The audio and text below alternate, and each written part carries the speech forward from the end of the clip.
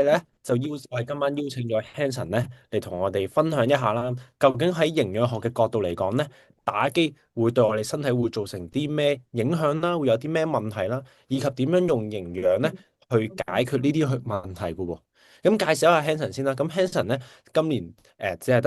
今年只係得20歲啦。咁佢已經考咗呢個國家嘅初級營養師牌照。咁佢過去呢2年咧，已經做過超過500份嘅營養諮詢，所以佢對於呢啲營養嘅知識係好專業嘅。同埋啦，佢自己亦都係一個職業嘅電競選手啦。咁佢亦都玩 Brawl Stars 呢款遊戲咧，已經玩到去國際賽嘅級別噶啦。咁因為咧，Hanson 今日要分享嘅好多啦，咁所以事不宜遲，我哋就將時間交俾 Hanson 先啦。好，大家好，我叫 Hanson 趙漢新。咁今日咧，我會講嘅主題咧叫做打機的秘密。咁點解會講呢個主題，或者點解會由我去講呢？咁好大嘅一個原因就係因為我自己係一位電競嘅職業選手。咁可能未必係大家常聽嘅LOL 啊，或者王者呢啲比較熱門嘅遊戲。但係咧，我玩緊嘅呢一個遊戲咧，都喺國際上面有知名度啦，亦都可以作為一個曾經沉迷遊戲嘅一個玩家嘅身份咧，去同大家分享。咁咧，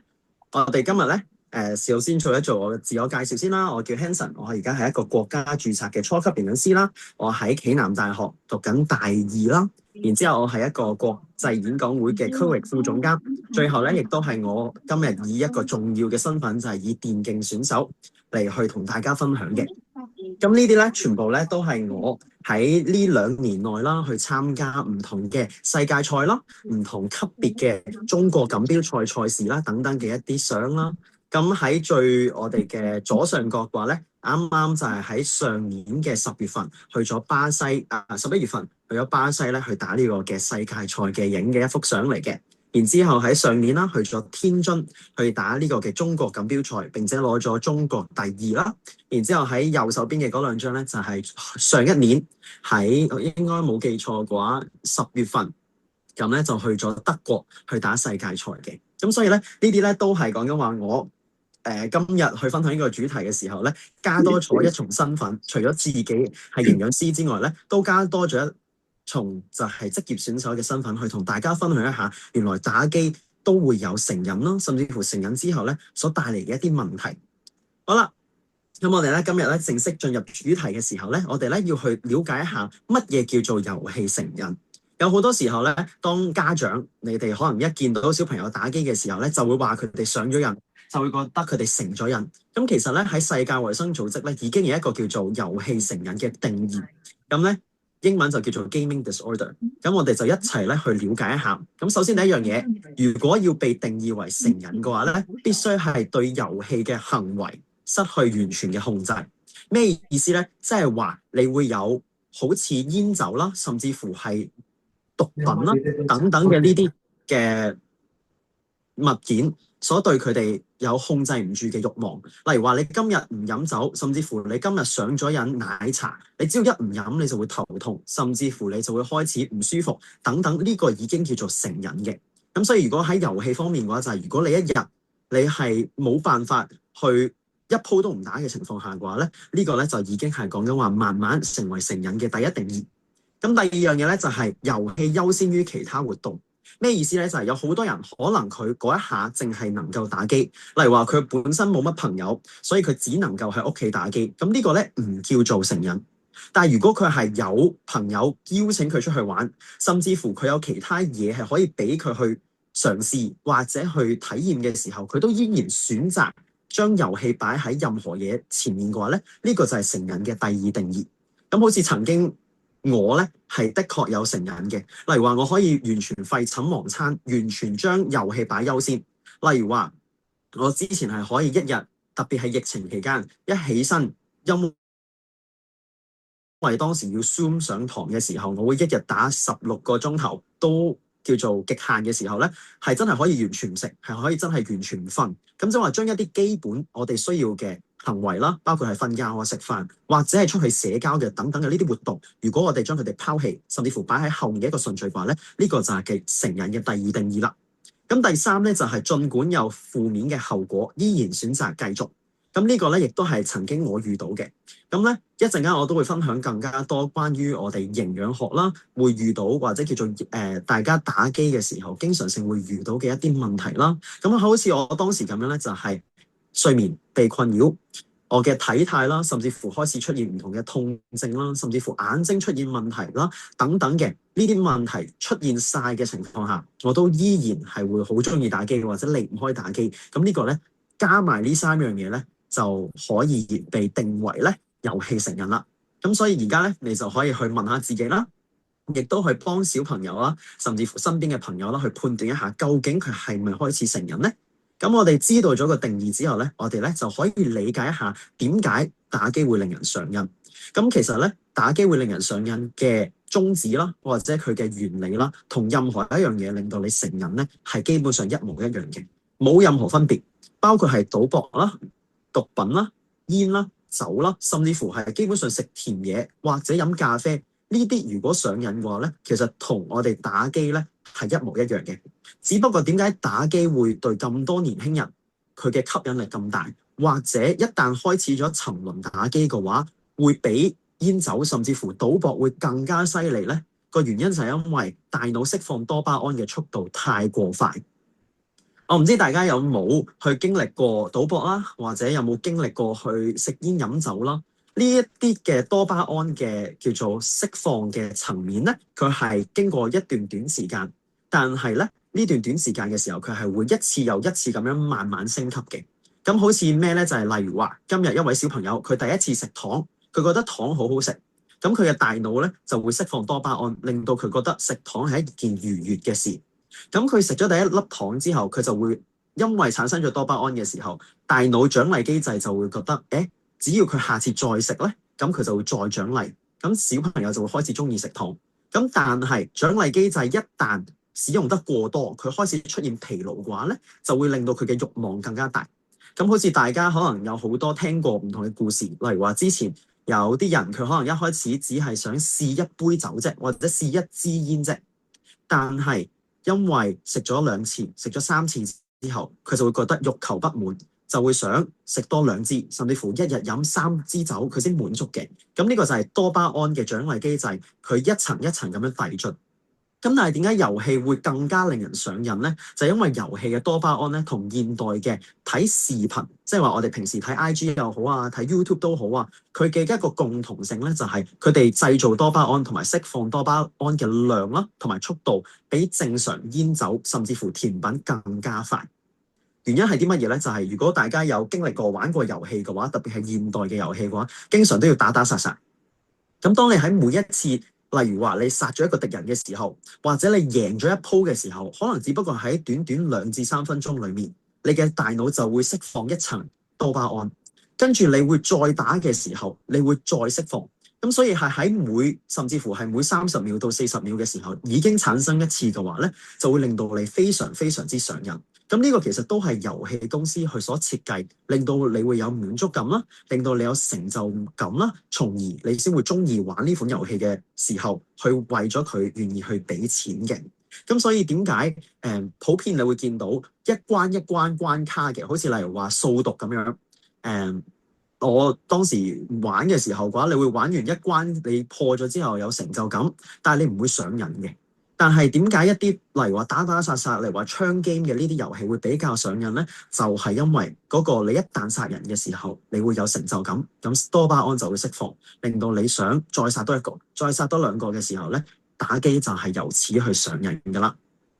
咁一旦當你開始上癮嘅時候啦，多巴胺釋放得過多嘅時候啦，你嘅多巴胺受體啦密度會降低。咩意思咧？即係令到你可能今日食嘅呢一糖，你已經唔再滿足啦，你要食2粒先滿足。然之後隔1日就會變咗要食3粒先滿足。咁就同遊戲一樣，你今日打1個鐘頭，你會覺得已經夠啦。但係聽日嘅話，會想打2個鐘頭，會想打3個鐘頭。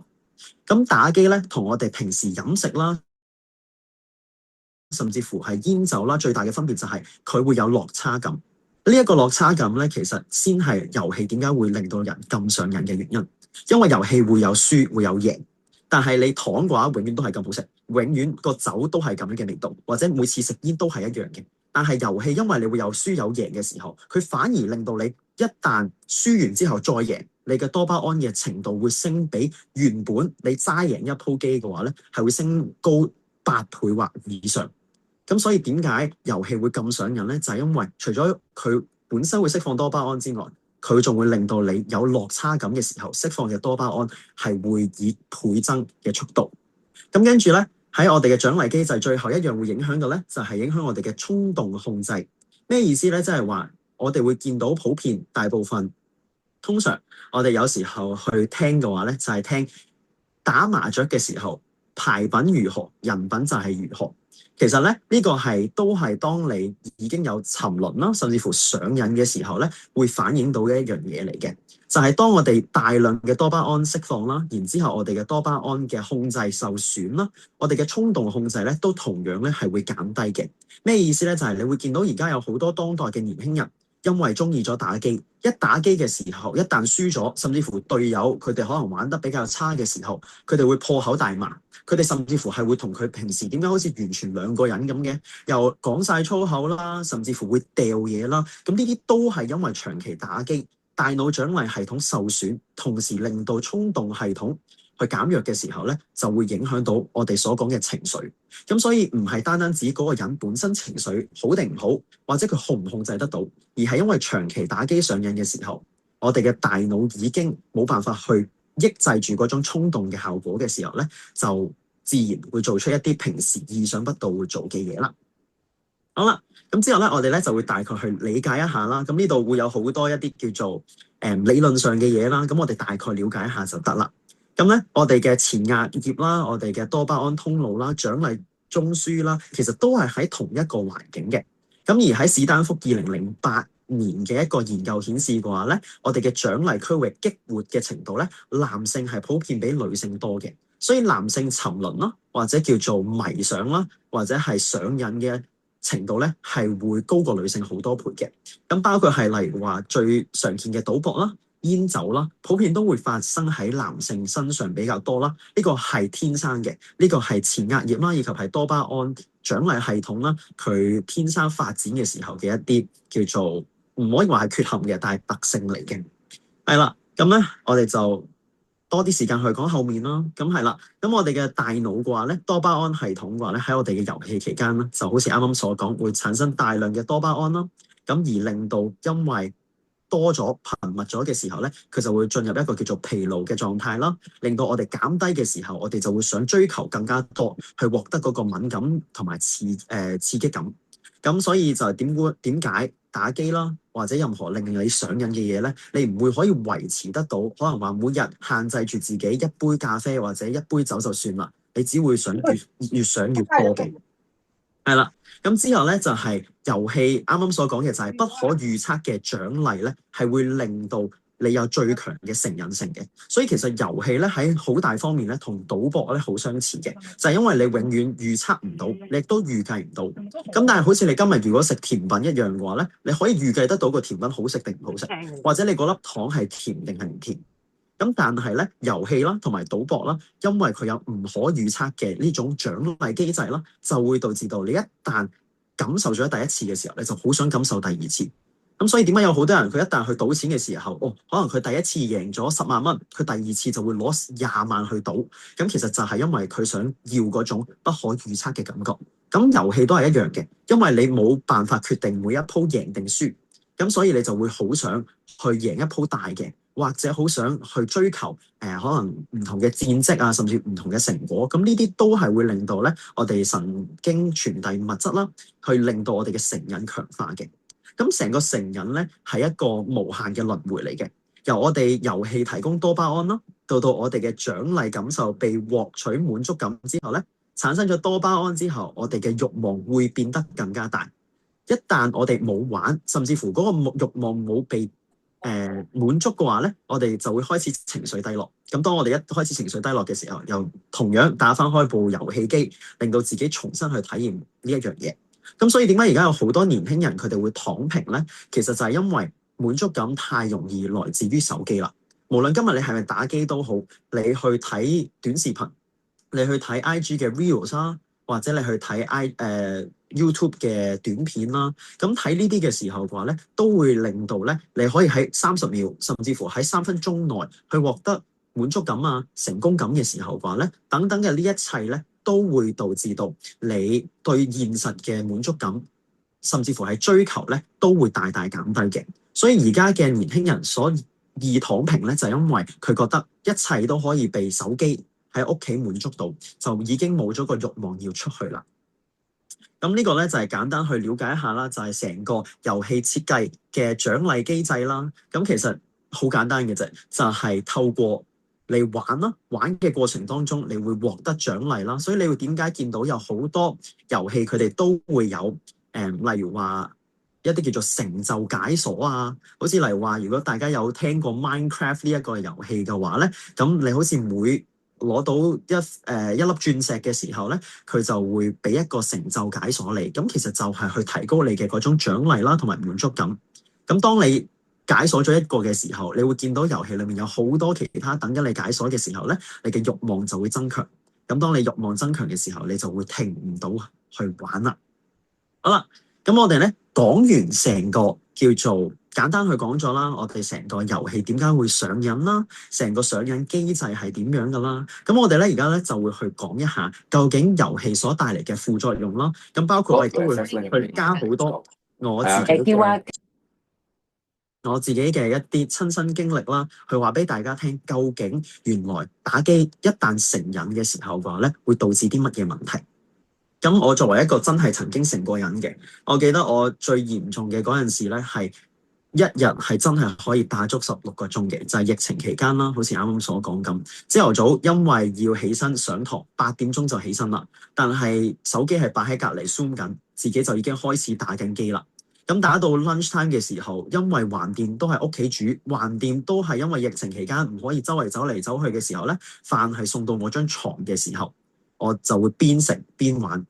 一玩嘅時候就玩到夜晚黑12點、1點，甚至乎係凌晨3點。咁玩到咁夜嘅時候，等到係真係全身攰晒咧，先去瞓嘅。咁呢個時候咧就會出現唔同種類嘅問題啦。咁當時成癮嘅我咧，第一個最大感受咧就係睡眠狀態。咁咧睡眠狀態咧，如果根據呢個嘅2018年嘅一個叫做睡眠科學研究嘅一個 journal， 佢得出嘅一個結論咧，就係每150分鐘嘅遊戲嘅話咧，你夜晚黑嘅睡眠咧係會喪失27分鐘嘅。咩叫喪失27分鐘咧？唔係講緊話單純你瞓唔着咁簡單，而係當你瞓嘅時候，你會瞓唔冧咯。甚至乎你瞓緊嘅時候，因為會受到藍光啦，會抑制住褪黑色素嘅情況下啦，會令到你嘅睡眠質量狀態大大下降。咁呢個咧都係講緊話打機所導致嘅。咁可想而知，如果我當時係打緊16個鐘頭嘅話，即係話27乘接近8，咁即係話有成2個幾鐘，我係完全等於冇瞓過一樣。咁我哋嘅睡眠效率會降低7%啦，所以你會見到大部分中意打機嘅小朋友啦，佢哋係會唔中意瞓覺啦，甚至乎係瞓唔着啦，或者經常性會有噩夢嘅一個問題。其實就係因為藍光抑制住褪黑色素嘅時候咧，令到我哋延遲入睡之外咧，因為遊戲嘅嗰個多巴胺刺激，令到你經常性咧都好似睇咗恐怖片一樣，會扎醒啦，甚至乎我哋嘅皮質醇會過高啦。咁我哋咧亦都會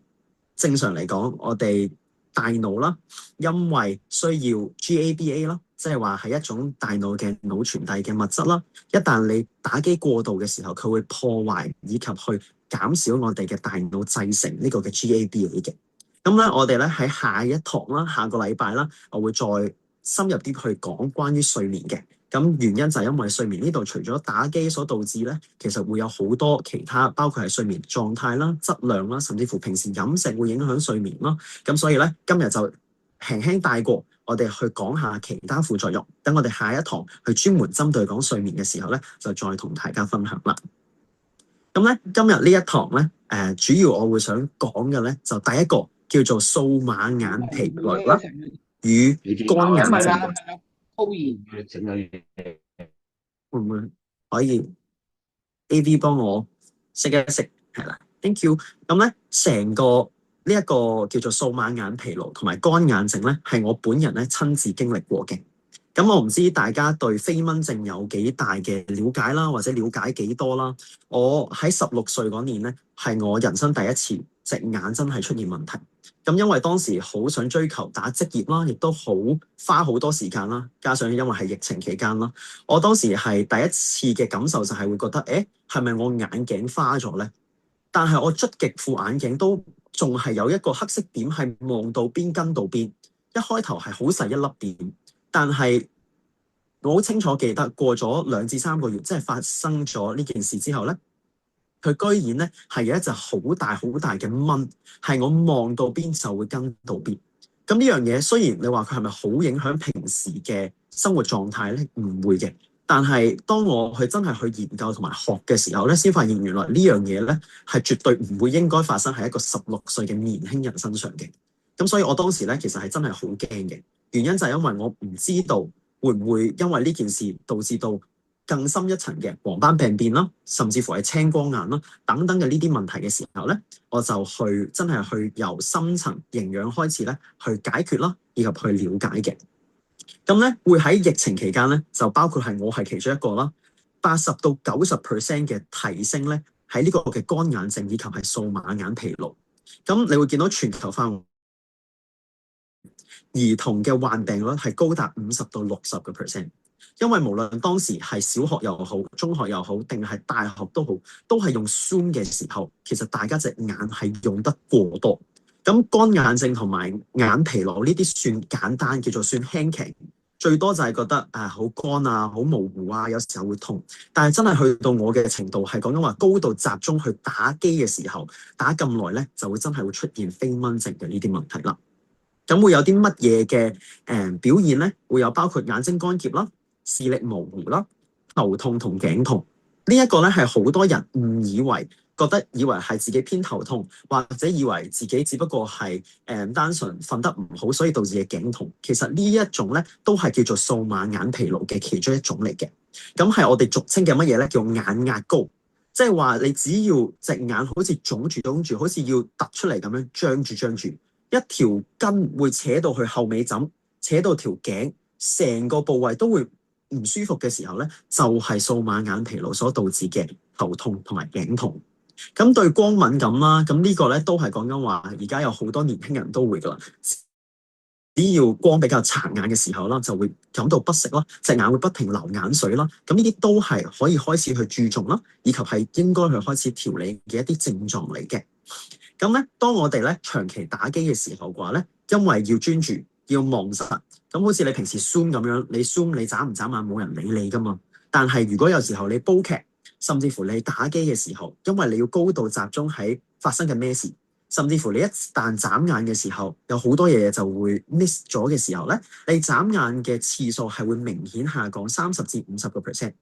咁一旦眨眼嘅次數下降，我哋嘅淚膜蒸發嘅速度就會上升，咁就會導致到乾眼啦。咁乾眼咧並唔可怕，但係如果當你乾眼度開始眼睛一旦咪起上嚟嘅時候就有痛嘅話咧，咁就要開始用唔同嘅方式去解決啦。咁咧喺我哋一旦減少眨眼啦，以及係近視加深嘅話咧，你會發現咧大部分都係發生咧喺我哋兒童嘅身上面嘅。一旦啦5至7歲嘅兒童啦，每週玩遊戲超過6.5小時，6.5小時其實唔多㗎，每日大概俾佢玩啦，或者係睇片啦1個鐘頭，其實就可以增加佢哋近視啦63%。然後3至4歲嘅小朋友，只要每個星期玩超過6至5個鐘嘅話咧，佢嘅近視程度係會加深36%。咁呢啲係講緊話，而家特別係我哋現代開始越嚟越家長忙啦，可能直接就會遞部手機俾個3歲小朋友，係可能睇緊 CoComelon 或者去睇緊小朋友嘅 Mickey Mouse。但係其實咁樣嘅話咧，你單純一餐飯1個小時俾佢睇咗嘅話咧，佢嘅近視加深程度就會大大提高啦。咁咧喺我哋如果成年人啊身上面嘅話咧，電腦遊戲咧，如果一旦1個星期超過4小時嘅話咧，我哋嘅近視啦就會加深咧，接近增加到風險8倍嘅。咁呢啲全部都係唔係單純針對打機咁簡單，而係針對緊我哋對住屏幕啦，我哋睇片啦，甚至乎係睇劇啦、睇視頻啦，咁呢啲全部都係喺疫情期間開始咧，去養成嘅一啲壞習慣嚟嘅。咁藍光嘅傷害啦，咁就唔去特別去講佢嘅原理啦，但係咧佢會去幫我哋。首先第一樣嘢，好似啱啱講影響睡眠嘅時候，會抑制我哋嘅褪黑色素，亦都會咧去擾亂我哋嘅睡眠節奏咯。所以點解有好多人長期打機嘅時候係會已經分唔到日同夜，就係因為佢會對時間冇咗觀念，就係因為褪黑色素唔被產生，咁佢就會覺得幾時都咁亢奮，幾時都咁有精力，咁就會打通宵啦。咁佢除咗會針對我哋嘅視網膜傷害之外咧，佢會提高到我哋黃斑病變啦、飛蚊症啦、青光眼等等嘅。咁如果我哋要去預防啦，或者要而家單純唔去講營養嘅時候，我哋齋去講一啲預防措施嘅話咧，我哋可以用一個叫做20-20-20嘅原則，就係每20分鐘去睇6英尺，即係20英尺，即係大概6米遠嘅地方，然後持續20秒，跟住眨眼啦，去讓眼部嘅肌肉去放鬆。咁記住啦，如果小朋友咧一旦眼乾好中意捽眼咧，唔可以俾佢捽眼嘅，就係因為咁樣咧，當佢嘅眼球咧喺好緊密嘅一個狀態，佢係繃緊嘅狀態，你去夾硬所謂舒緩嘅話咧，其實咧有機會係會破壞到佢裡面嘅血管啦，導致到佢爆血絲等等嘅呢啲問題。咁其他我哋嘅措施可以點樣咧？就係增強出面嘅戶外活動啦。咁呢個咧，除咗可以一嚟透過太陽嘅維他命 D 去吸收完嘅時候嘅話咧，我哋會冇咁容易上癮遊戲啦。二嚟戶外活動佔咗多咗嘅時間嘅時候，我哋都少啲時間去打機。咁呢個咧就要睇下家長們啦，以及同小朋友溝通得如何啦，就要去限制時間打遊戲嘅時間。咁其實正常嚟講係應該少於10個小時一個星期嘅。咁特別係講緊話課更加細嘅小朋友啦，咁使用人工嘅眼淚啦，即係好似我哋成日講嘅滴眼藥水啦，咁保持距離係好重要嘅。而家有好多嘅小朋友係好中意攞到好近好近，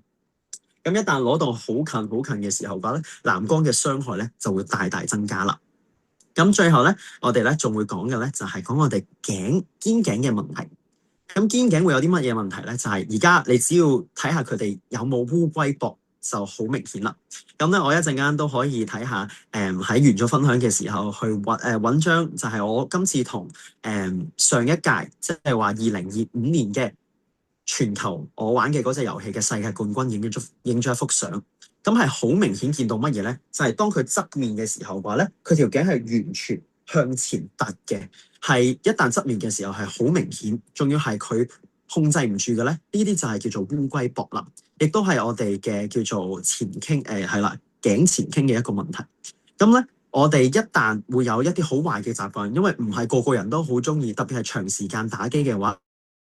我哋唔係好中意下下坐喺張凳度嘅。我哋會可能瞓喺張床度啦，甚至乎係攤喺張床度啦，甚至乎係斜埋一邊去喺張床度玩啦。咁咧係會大部分有36%嘅玩家啦，係會有頸部痛嘅。其實包括我到而家都係嘅，因為要長期，包括係做 Zoom 又好啦，定係要去打機都好啦，咁都會用條頸用得好多嘅。咁所以係可以建議乜嘢咧？多去按摩啦，多去按摩條頸啦，可以熱敷條頸啦。咁甚至乎去幫條頸去鬆啦，咁都係可以去減少頸部嘅疼痛嘅。咁肩膊嘅疼痛啦，咁呢啲咧通常咧就係玩電腦遊戲比較多。電腦遊戲如果你要咁樣嘅，不停咁樣去搖或者用你嘅呢個嘅 mouse 嘅話咧，其實呢個姿勢咧就會大大影響咧你嘅肩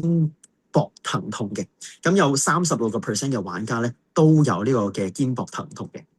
最後就係背部疼痛。會有27%嘅玩家係會有嘅，咁好似我咁樣啦，有時候可能大家都會嘅，就係坐喺個廁所嘅時候，通常就係會彎住腰咁樣望部手機嘅，咁其實大部分時間咧都係咁樣導致啦，同埋咁樣嚟嘅。咁點解電競椅可以賣到3000幾蚊一張咧？唔係冇佢嘅道理嘅。的確，如果你係會長時間用電腦啦，或者長時間打機嘅話咧，有電競椅咧係真係會大大咁樣去改善體態嘅問題嘅。咁咧，一旦咧其實開始咗打呢個嘅遊戲啦嚇，我哋其實經常性會遇到啲乜嘢問題咧？就係我自己親身嘅經歷就係上肢痛。咁上肢邊度痛咧？就係手指啦。咁咧，因為我係玩 iPad 類型嘅遊戲，我隻手指尾咧，經常性咧係要攞嚟捧起部 iPad 嘅，即係話咁樣去托起部 iPad 嘅。睇唔睇到？係啦，咁樣去托起部 iPad 嘅時候嘅話咧，當年我16歲嘅時候，我隻尾指呢個位咧係彎咗落去嘅。咁個原因咧就係因為長期咧去攞住嘅時候咧，喺我最嚴重嘅一個期間咧，我連續講緊話當時每日係至少打緊12個鐘遊戲嘅時候咧，我成隻手嘅關節位啦，我成隻手嘅肌肉位啦，全部係會因為長期咁樣，所以咧係伸唔直啦，甚至乎係有痛嘅感覺嘅。咁呢啲全部都係唔單止係我，而係有大部分唔同嘅玩家都會患有嘅一啲問題。咁呢度就有好多數據啦，講緊關於整體嘅係講緊肌肉啦、骨骼嘅流行病嘅一啲數據啦。咁原來咧女性因為佢需要用鈣嘅量啦，以及係女性缺鈣嘅量會比較多嘅時候嘅話咧，一旦佢仲會打埋遊戲嘅話咧，佢哋頭部前傾嘅姿勢啦，以及係佢頭部前傾嘅一個趨勢咧，係會比男性更加大同埋更加長嘅。咁呢啲咧，全部都係喺我哋近期2026年去做嘅一啲叫做資料搜集啦，同埋資料顯示嘅。咁其實基本上講真嗰一句，我見過咁多職業選手，甚至乎唔係職業選手都好，有好多由16歲開始就已經會有周身骨痛、周身腰痛，甚至乎係脊椎啊，或者係通常嘅話，我嘅話咧就係大概個腰同脊骨中間嗰個位咧，就係最痛嘅。咁呢啲咧都係講緊話咧，我哋應該好好去重視啦。因為一旦佢開始痛，其實就已經係一個警告。咁再加上痛嘅時候，我哋又為咗適應佢嗰種痛，用一個壞嘅姿勢嘅話咧，咁就好容易咧導致到一生嘅駝背啦，甚至乎係烏龜膊咁樣嘅問題啦。係啦，咁咧我哋自從啦成癮嘅遊戲患者嘅話咧，其實係有53.33% 嘅人咧係已經會有肩頸嘅問題，咁會影響到我哋整體嘅上肢啦15% 嘅，咁即係好似經常性你會見到喺街上邊佢哋會有寒背啦、駝背啦，或者頸前傾，甚至乎你經常性去按摩嘅時候會有肩周炎等等啦，已經唔再係我哋成日聽嘅50肩或者60肩，其實有好多而家20歲就已經出現呢啲問題啦。咁所以咧喺成個風險嚟講嘅話咧，係會整體高2至3倍嘅。所有打機嘅成癮者嘅話咧，佢嘅肌肉啦、骨骼啦，隨住遊戲嘅時長啦，就會提高到佢哋嘅風險啦，以及係疼痛嘅問題啦。咁之後咧，我哋咧就會去講咧，就係去講我哋嘅專注力嘅問題。有好多人會，我呢幾日近排見得多嘅咧，就係講乜嘢咧？就係話8個小時究竟長定短咧？其實係決定於你究竟用呢8個鐘頭做啲乜嘢。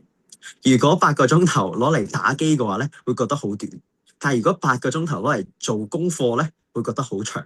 咁個原因咧就係因為咧遊戲咧係一種需要你極度集中嘅。咁一旦你極度集中咗一段長時間嘅時候咧，你一脫離遊戲嗰一刻咧，你會覺得現實生活當中冇咁多嘢需要你去高度集中咧，就其實會影響緊你整體平時生活上水平唔同嘅嘢。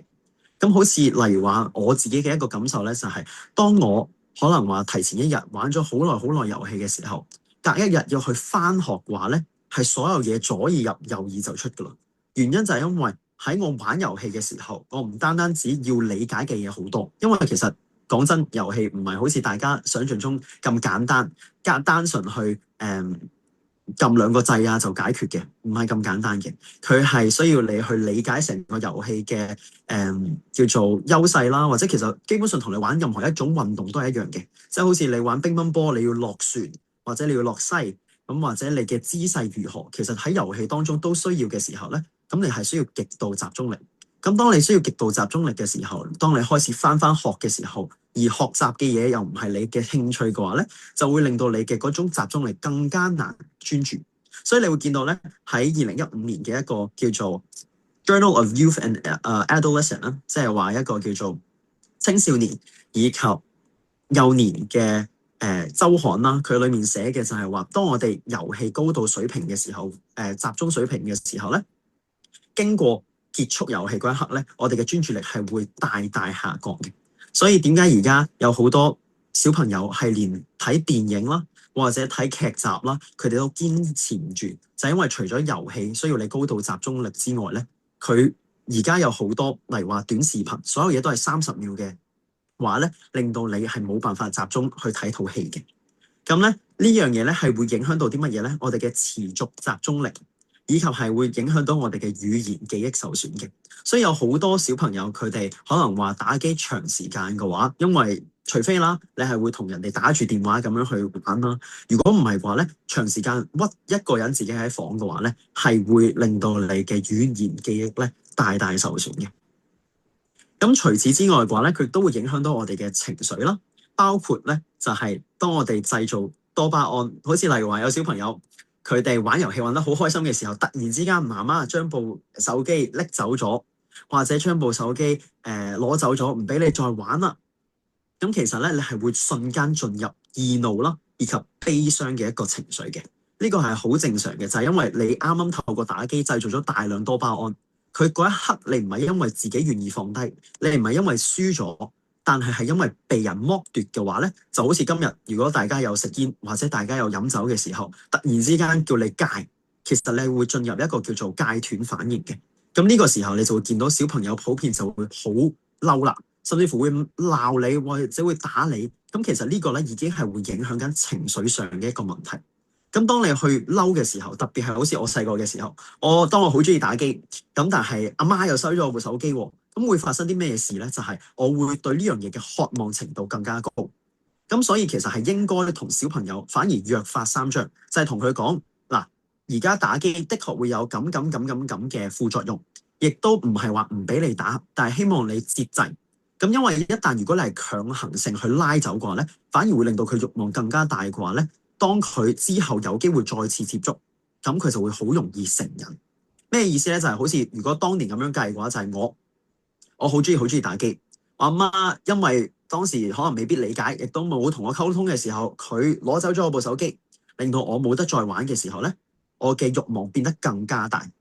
咁因為係被人剝奪嘅，咁我就會自己去揾方法啦。就好似我細個嘅時候咧，我就會偷偷地去買手機。咁就會自己儲錢之後買咗部手機嘅時候，偷偷地喺夜晚黑玩，咁就會更加攞翻嗰個遊戲嘅快感啦，同埋刺激感。但係咧咁樣嘅話咧，往往更加容易沉淪啦，同埋上癮嘅。所以咧，應該咧就係同小朋友約法三章，話俾佢聽，每一日限制幾耐，然之後玩幾多。當大家都同意嘅時候，咁到點啦，咁就自己乖乖交翻出嚟，即係話係俾佢去享受多巴胺嘅情緒嘅起伏。但係咧，亦都唔係去夾硬攞走嘅時候咧，就會令到佢對呢樣嘢嘅慾望冇咁大嘅。咁咧，如果一旦我哋係少咗呢個叫做持續多巴胺，即係話俾人剝奪咗嘅話咧，係會出現焦慮啦、抑鬱啦，咁係會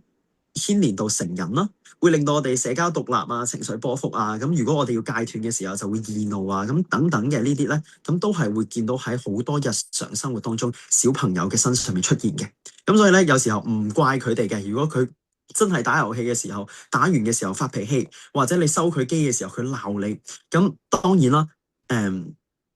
係需要管教嘅。但係咧，唔係完全怪佢哋嘅，因為其實佢都係以一個成癮嘅狀態，咁都係需要幫忙嘅。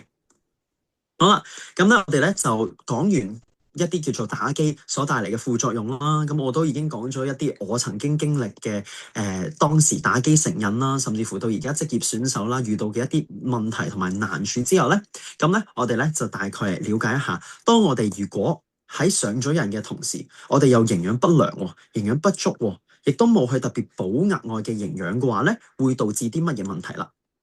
咁當我哋咧特別係年輕人，特別係已經開始越嚟越大啦，16歲以上啦，佢未必已經中意喺屋企食飯嘅時候，再加上中意打機嘅話咧，垃圾食品就會係佢哋主要嘅食物來源。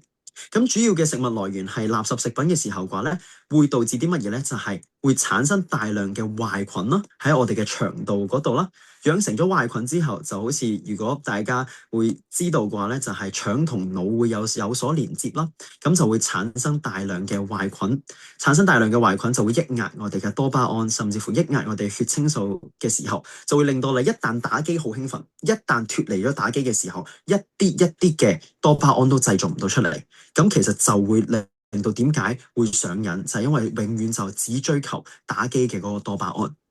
咁當我哋跳過咗正餐啦，好似例如話平時食唔到生果蔬菜嘅話咧，我哋 B12一旦缺乏嘅話咧，我哋就戒癮嚟講嘅話咧，完全戒唔到啦。咁我呢度一陣間都會講嘅。咁咧會令到我哋嘅神經出現問題啦，免疫系統減弱啦。咁如果一旦少咗我哋嘅鋅嘅話咧，就會出現認知障礙啦。咁所以點解有好多小朋友一旦打機得多嘅話咧，佢有時候已經開始唔係佢想，而係佢讀唔到書。即係話老師講嘅所有嘢啦，甚至乎佢對原本讀書嘅一啲觀念同概念啦，係完全理解唔到，係會大大傷害到佢嘅邏輯能力啦、邏輯思維等等嘅。咁咧喺我哋講緊話打機所導致嘅抑鬱啊、焦慮嘅話咧，其實你會見到咧係已經越嚟越多啦。包括係青年人嘅話咧，15到34歲嘅話咧，係已經高咗1.1%啦。美國人口嘅話咧，因為打機所導致嘅焦慮啦，係有10%啦。咁大學生咧就有3個幾%啦。咁呢啲全部都係講緊話，因為簡簡單單嘅一種平時都可以大家一攞起部手機都會做嘅一啲嘢咧，而令到抑鬱啊，甚至乎係焦慮嘅問題咧大大上升嘅。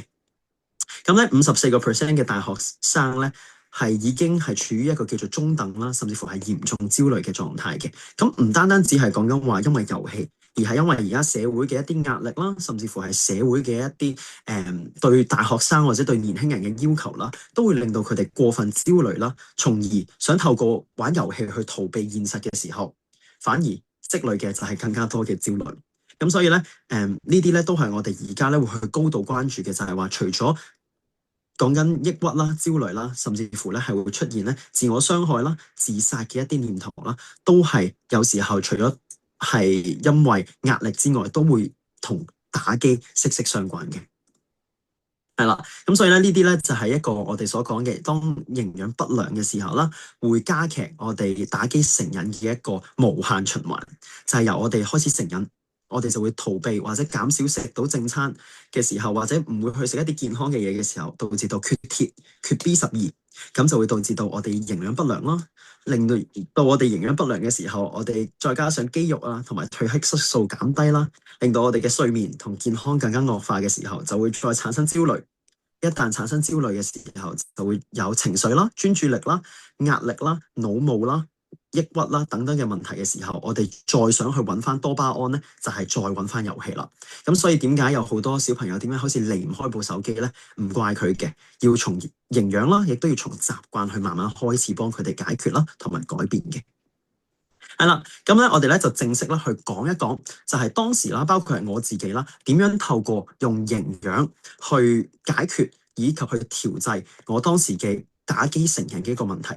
咁當時咧，我記得我阿媽就係因為佢長年累月都話我打機成癮，咁通常打機成癮嘅人都唔會主動承認自己成癮噶嘛。咁但係咧，佢就會講過一樣嘢咧，就係話蛋白質能夠解決一切。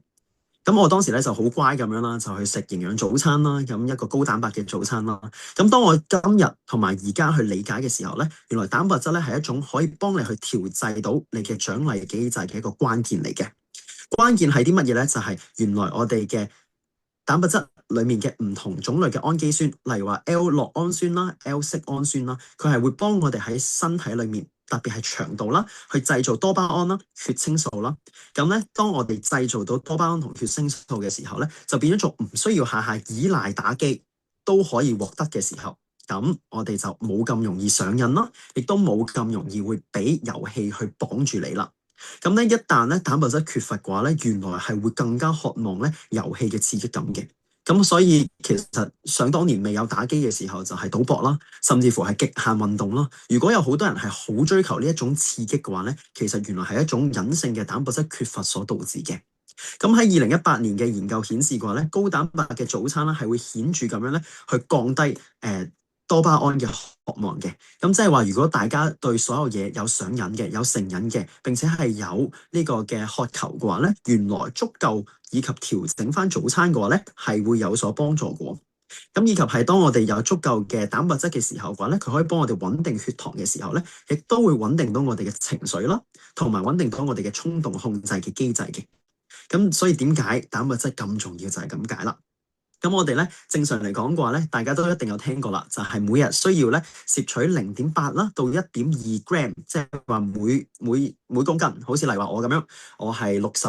64定65 kg，咁我就要64或者65 kg 乘以1.2，咁我就會知道每一日我大概需要食幾多克嘅蛋白質，我先可以足夠令到自己去維持而家嘅身體狀態。咁但係如果你話我已經開始大量缺乏咯，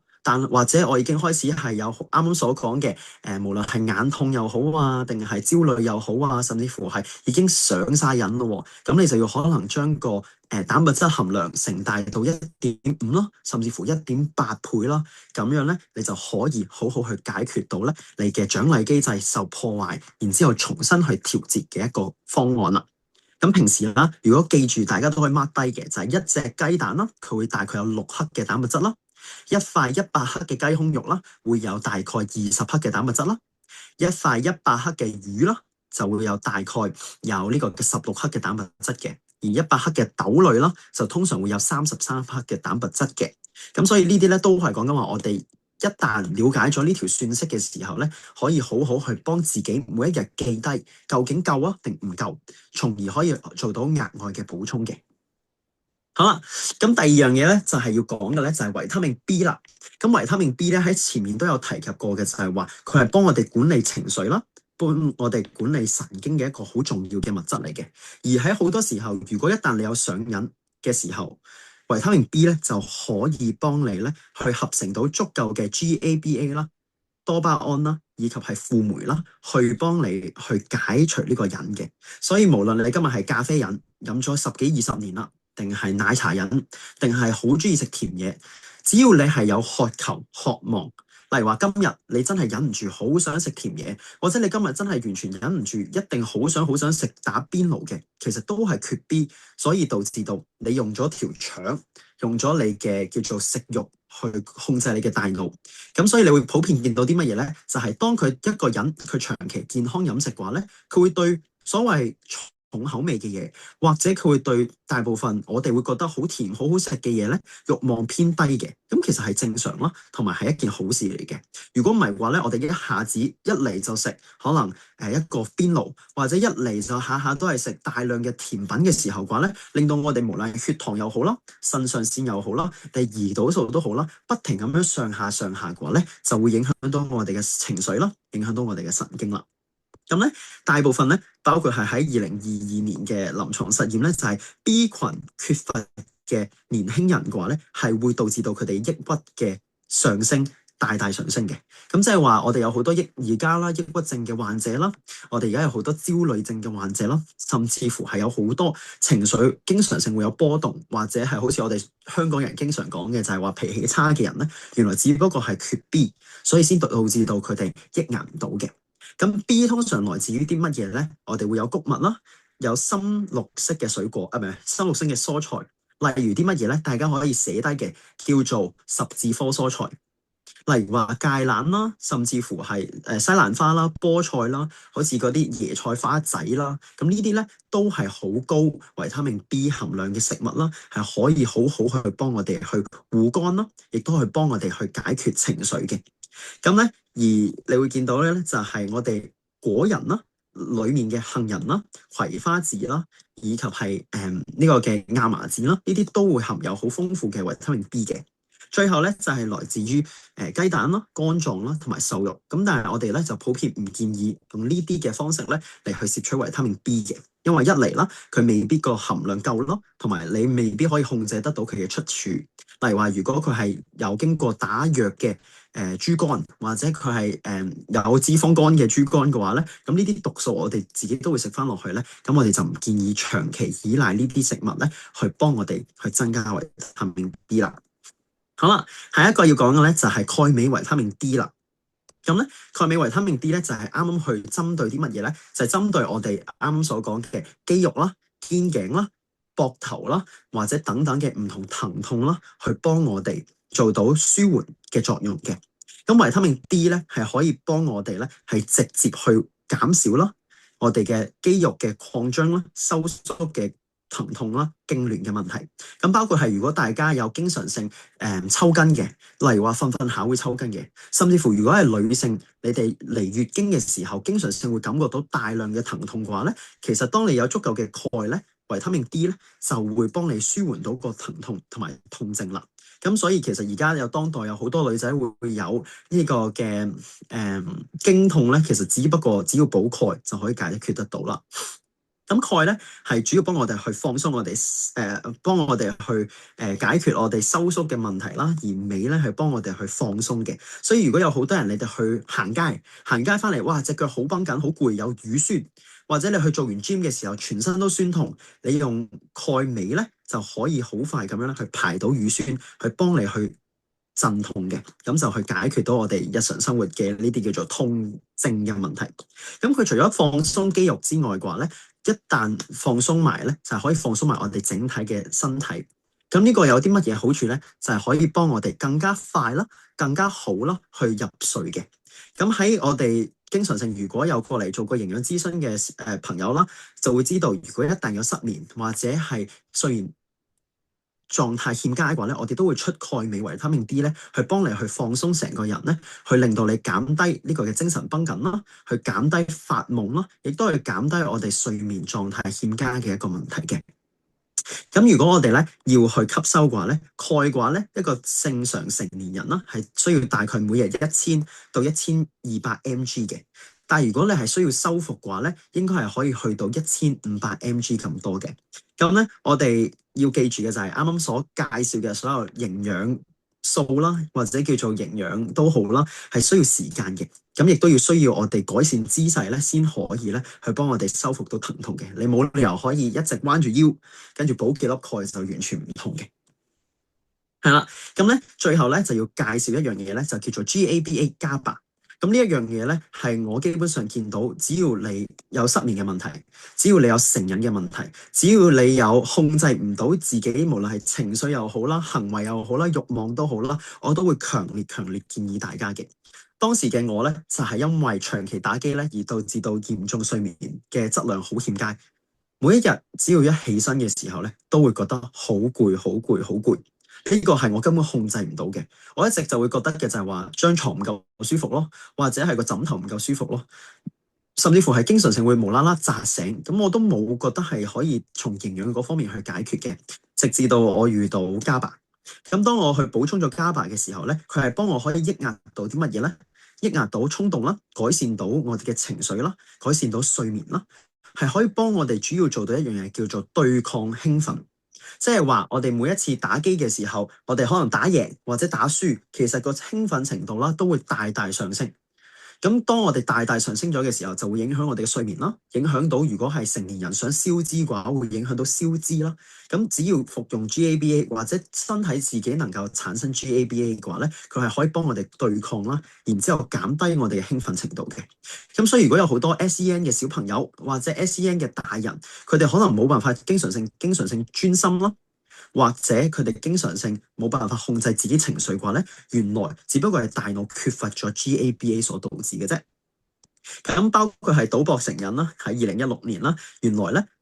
都係 GABA 所缺少，所以先令到會有衝動，忍唔住去賭博啦等等嘅。咁所以一旦缺乏 GABA 嘅話咧，我哋嘅杏仁核啦就會令到我哋有一個叫做負面緊迫性，咁就會令到你會對事情特別容易上癮嘅。咁對副作用有啲乜嘢嘅幫助啦？佢可以增加到我哋嘅優質睡眠狀態22%啦，可以減低我哋嘅易怒啦、壓力啦、焦慮啦。咁好似我爸爸咁樣，佢係喺大陸度做生意嘅，咁長期咧都處於一個高壓力嘅狀態嘅時候嘅話咧，係會經常性瞓唔到嘅。咁佢係一個好多想嘅人嚟嘅，即係例如話聽日佢會見客嘅話咧，佢今晚要諗定晒究竟聽日着咩衫啦，要安排定啲乜嘢啦。如果個客 say no 嘅話咧，佢要點應對啦？如果個客 say maybe，佢要點應對啦？或者到最後如果個客 say yes 嘅話咧，佢又要點應對啦？咁所以呢啲焦慮咧係可以透過大腦有足夠嘅 GABA 嘅話咧，去幫你去減低啦，亦都去釋放到適當嘅壓力嘅。咁 GABA 同頭先呢個嘅鈣咧都有相似嘅地方咧，就係可以幫你緩解到咧肌肉嘅緊迫啦，或者叫做緊張啦，係啦，舒緩到我哋呢個嘅科學頸嘅緊張嘅。咁所以當時咧，我條頸長期繃緊嘅時候咧，GABA 咧都好大一個功勞去幫到我嘅。咁最後咧就係多巴胺嘅平衡系統。咁咧頭先所講嘅蛋白質咧，其實就係一旦蛋白質加鈣再加維他命 B。呢三樣嘢喺你嘅身體度有足夠嘅量嘅話咧，身體嘅大腦咧就會合成呢一個 GABA，而合成咗呢個 GABA 嘅時候咧，就可以防止我哋嘅獎勵系統過載啦。咁 GABA 喺我哋嘅身體裏面係點樣合成嘅咧？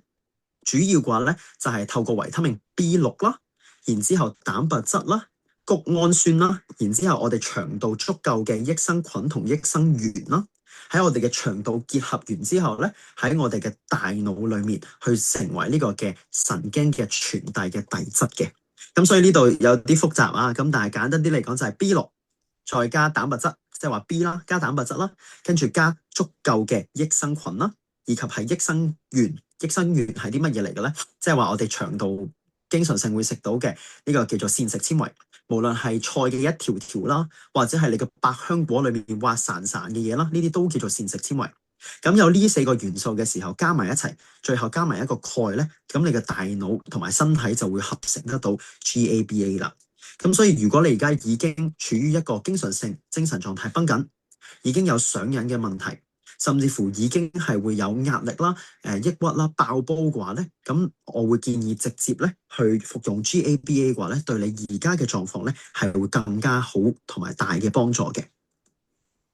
係啦，咁咧，所以咧，當我哋真係講緊話經常性有打機嘅問題嘅時候，呢啲都係我哋總括嚟講嘅睡眠啦，我哋嘅疼痛啦，我哋所有嘅嘢組織埋一齊嘅一啲數據，咁啱啱都有提及啦。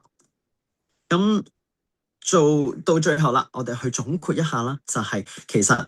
打機咧喺呢個年代咧係無可避免嘅。咁因為小朋友嘅時候，當好似我爸爸媽媽嗰個年代嘅話咧，佢哋會有煮飯仔，佢哋會出去有唔同嘅嘢玩。但係而家呢個世代就係打機嘅話咧，的確係無可避免。但係我哋要懂得點樣去同小朋友去溝通啦。然之後溝通完嘅時候嘅話咧，我哋要去適當嘅限制，並且話俾佢哋聽好壞處啦。然之後我哋嘅均衡嘅營養同埋正餐嘅補充係好重要嘅。咁好似啱啱所講嘅就係話，一旦你缺乏 B，一旦缺乏蛋白質，一旦缺乏 GABA 嘅時候嘅話咧，會令到佢哋更加容易上癮，所以係息息相關嘅。然之後正確嘅姿勢啦、休息啦，咁呢啲都係講緊話我哋要去平時係去矯正啦，以及係去話俾小朋友聽，我哋需要重視嘅。咁最後咧就係去介紹一下，如果你一旦係已經出現咗以上嘅一啲症狀啦，或者係啱啱獎勵機制啊，或者需要去了解食額外嘅維他命啊嘅話咧，我會建議嘅就係話你可以去試全植物嘅蛋白粉啦。如果想放鬆肌肉以及去解決睡眠嘅話，可以服用 GABA 啦、鈣啦。然之後，如果需要去舒緩情緒啦、精神啦以及上癮嘅問題嘅話咧，就可以服用維他命 B 啦。最後就係如果開始眼睛好似我一樣，當時我隻眼出現問題、出現飛蚊症咧，我就係靠護眼精華嘅。咁我如果去介紹嘅話，當時我就係一個咁樣嘅套裝，就係4樣嘢，再加埋一個 GABA。我當時自己偷偷地咁樣食，咁就去改善晒我之前啱啱所講嘅所有呢啲上癮啦，以及係情緒波動啦。我當時好記得清楚嘅就係話，情緒波動到係會掉部 iPad 嘅，真係一旦輸嘅時候係會想扭嘅。咁所以我當時我記得我有同學啊，Carson 啦，會記得我部 iPad 係彎嘅。就係因為咧，我當時好嬲嘅時候咧，就會去掹部 iPad。咁呢啲咧都係靠我自己經過讀營養嘅時候啦，咁亦都知道自己喺食物裡面未必足夠嘅時候咧，額外補充咧去解決嘅。好啦，咁咧我今日咧嘅主題啦，以及係我今日講嘅呢個打機的秘密咧，就講到呢度啦。咁其實咧仲會有好多唔同嘅地方啦，係可以深入去了解啦。好似啱啱我所講嘅睡眠啦，咁所以我哋就會留待去下一次再同大家去分享啦。咁我就而家將我嘅時間交翻俾我哋嘅 MC Carson。好，好，咁多謝晒 Hanson 咁精彩嘅分享啦。佢今日咧同我哋講咗好多嘅知識啦，關於我哋打機遇到嘅問題啦，同埋我哋需要靠啲乜嘢營養素去補充翻去解決呢啲問題嘅。咁希望咧今日呢一個 Zoom Talk 啦，可以幫助到家長啦，或者小朋友咧可以了解到更多嘅。咁而咧我哋下個星期嘅10點鐘咧，Hanson 亦都會同我哋分享咧我哋有關睡眠嘅問題。咁相信好多人咧都作為我哋都市人啦、學生啦。打工人又好啦，都會有失眠嘅問題。咁究竟係咩原因咧？同埋點樣去解決咧？Hanson 下個星期就會同我哋去講解噶啦。咁如果咧大家家長啦對今次 Hanson 呢個 Zoom Talk 好有好滿意啊，或同埋佢亦自己亦都想了解更多嘅話咧，咁你歡迎咧喺下面呢兩個 QR code 嗰度咧去約 Hanson 做一個營養諮詢嘅。因為正常一個營養諮詢 Hanson 收費咧係500蚊一次嘅。咁但係如果你今次有報名啦，又嚟聽呢個 Zoom 嘅話咧，就可以做到優惠價200蚊一次嘅。咁咧今晚嘅時間就係咁多啦。咁我哋下個星期再見，拜拜。